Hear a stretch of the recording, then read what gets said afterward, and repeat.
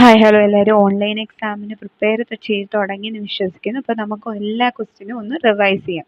First question, to call woman the weaker sex is libel, it is men's injustice to woman. ഇത് പറഞ്ഞത് ആരാണെന്ന്? ഇത് പറഞ്ഞത് മഹാത്മാഗാന്ധിയാണ്. ഒന്നും കൂടെ പറയാം, to call woman the weaker sex is libel, it's men injustice to woman, said by മഹാത്മാഗാന്ധി. വേൾഡ് എൻവയോൺമെന്റ് ഡേ എന്നാണ് June 5.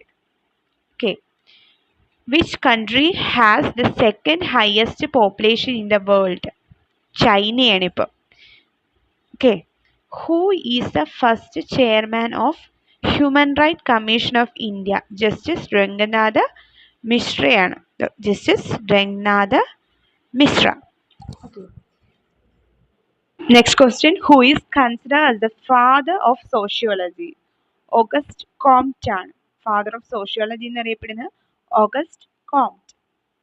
Education is not preparation of life, education is life itself എന്ന് പറഞ്ഞത് ആരാണ്? ജോൺ ഡൂയി ആണ് പറഞ്ഞത്.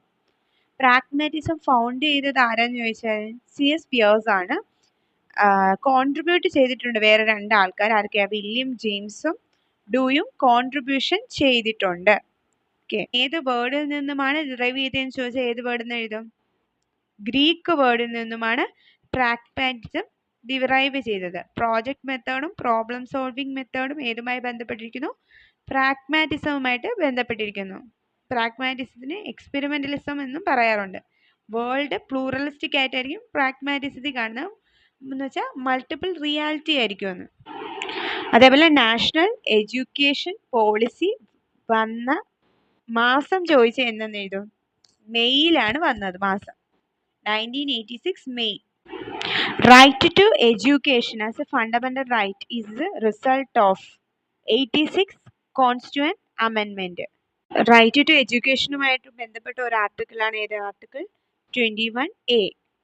Article 21A ഏതുമായിട്ട് ബന്ധപ്പെട്ടതാണെന്ന് ചോദിച്ചാൽ എങ്ങനെയാണ്? Right to education. അതേപോലെ പിയാഷയുടെ കൺസർവേഷൻ ഏത് സ്റ്റേജിൽ വന്നെന്ന് ചോദിച്ചാൽ എങ്ങനെ എഴുതും? കോൺക്രീറ്റ് ഓപ്പറേഷണൽ സ്റ്റേജിലാണ് പിയാഷയുടെ കൺസർവേഷൻ വരുന്നത്. അഡോളസെന്റ് സ്റ്റേജ് എങ്ങനെയാണ്? Between childhood to adulthood. Macaulay minutes വന്നത് എന്നാണ്? 2 ഫെബ്രുവരി 1835. ഇമീഡിയറ്റ് സൊല്യൂഷൻ കണ്ടെത്തുന്ന റിസർച്ച് ഏതാണ്? Action research. നാഷണൽ എഡ്യൂക്കേഷൻ കമ്മീഷന്റെ മറ്റൊരു പേര് ഏതാണ്? Kothari commission. Strict discipline follow ചെയ്യുന്നത് ഏതിലാണ്? Idealism. Discovery, learning, spiral curriculum ഇതൊക്കെ ഏതിലാണ് വരുന്നത്? ബ്രൂണറിൻ്റെതിലാണ് വരുന്നത്. ഐക്കോണിക് സ്റ്റേജ് എന്ന് പറയുന്നത് എന്ത് സ്റ്റേജാണ്? മെന്റൽ ഇമേജുമായിട്ട് ബന്ധപ്പെട്ട സ്റ്റേജാണ് ഐക്കോണിക് സ്റ്റേജ്. സോഷ്യൽ കൺസ്ട്രക്റ്റിവിസം ആരാ കൊണ്ടുവന്ന? വൈഗോട്സ്കി. Cognitive constructivism പിയാഷെ.